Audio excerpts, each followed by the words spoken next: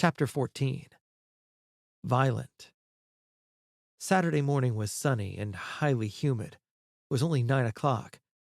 I watched as the birds landed on the dry brown grass, then flew from tree to tree and back to the fence as if they were searching for water. My mother and father were sitting at the kitchen table drinking coffee as I went back inside to fill a bowl with water. "Where are you taking that water?" my father asked. The birds need a drink.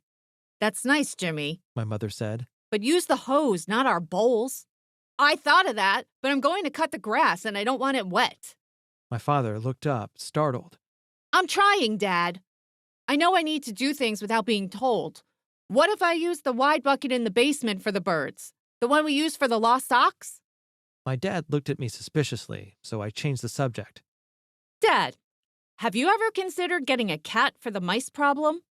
You ever consider that you're the cat and I want you to catch the mice? Copy that, I replied. As the birds sipped, I cleared the twigs from the grass. Next, I went back into the house, looked at the kitchen clock, and went to the basement for the lawnmower. I squeezed the throttle about 20 times to flood the engine, then hauled it upstairs. I pulled the starter rope repeatedly for about 5 minutes, making a big show about trying, and on the last pull, let go of the cord and fell backward on the grass, screaming at the top of my lungs. My mother came running out and saw I held my ankle and was moaning. I think it's broken. Please get Dad. She ran back into the house and returned with him as I lay writhing in pain. He inspected my ankle and asked, "What happened?" The lawnmower wouldn't start, and when I pulled hard, I slipped and bent my ankle again. You're sweating so much, Jimmy. You should have asked for help, my mother said. I didn't want to bother you. Maybe I could walk on it. I limped across the yard and put pressure on it. I just need to walk it off, Dad. Can you see what's wrong with the lawnmower? He leaned over to look at it, and just then came a "Hello, is anyone home?" from the front gate, and little Frankie and his mother walked through the gangway to the backyard. We were on our way to the grocery store and wanted to give Jimmy his invitation to Frankie's birthday party. "When is the party?" my dad asked. 1 week from today. "Jimmy is grounded for 3 more weeks and 2 days. He won't be able to make it," he said, nodding at me.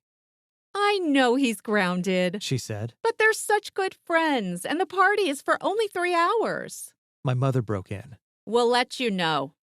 After they left, my father made it clear I couldn't go and went back into the house. My mother stayed outside and knew I was upset.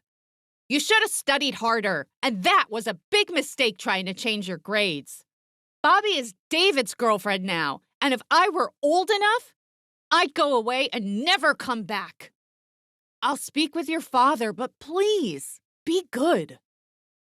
When I woke up the following Monday, my first thought was about the ice cream in the freezer. I quietly went to the kitchen, looking for snitches along the way. The coast was clear, and I slid my spoon into the carton. It was very hard, so I decided to dig at the corners. I tried to keep it even to cover my tracks, but I noticed that I'd begun to make a noticeable dent after a minute. I returned the carton to the freezer and went to watch TV, and from the sidewalk came a familiar yell. "Hey, Jimmy!" I ran onto the front porch and saw Bush, little Frankie, and David circling on their bikes. "When are you getting out, Jimmy?" David asked. Not for another 2 weeks. I don't know what I would do if it were me. You wouldn't be able to steal someone's girlfriend. His face went blank, and he turned away. That was all I needed. I flew off the porch, wound up, and hit him. He hadn't been expecting a fight and hadn't covered up. I dragged him off his bike and hit him with a few more punches, throwing him to the ground. He scrambled for a place to hide, and I pushed him to the bushes, and he bounced back up at me like he was on a mattress. I cracked him again, and then it was over. David ran down the street, and I picked up his bike, ran it into a tree, and then jumped up and down on the spokes. "I'm going to tell my mother about you!" I will tell my mother about you, I taunted back. I waved him off and walked back toward the guys, who had watched the whole thing in disbelief. Bush stuck his hand out and said, "Violent! Give me 5 on that one." You tell him for me that I'll be out of the house soon, and there's more where that came from. Tuesday, I rolled out of bed, grabbed my white shorts, and slid them on, and they were getting harder to zip up. Sitting around the house and eating was catching up with me. I entered the front room and looked through the window as the day's activity began in the outside world.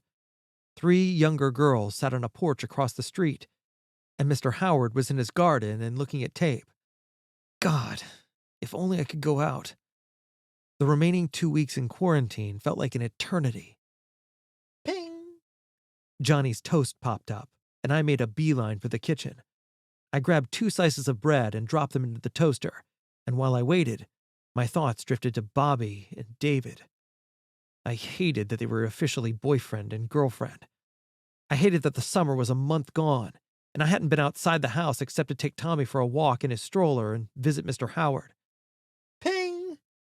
My toast popped up, and I felt better as I buttered the bread. While eating the first slice, I decided that 2 more pieces would be necessary, so I wouldn't have to wait. I put them in the toaster immediately. I ate the first 2 slices, and just when I was finishing, the next 2 popped up, and I put 2 more in the toaster before I buttered the new ones. I continued until the plastic bag on the table only had 2 pieces of bread left.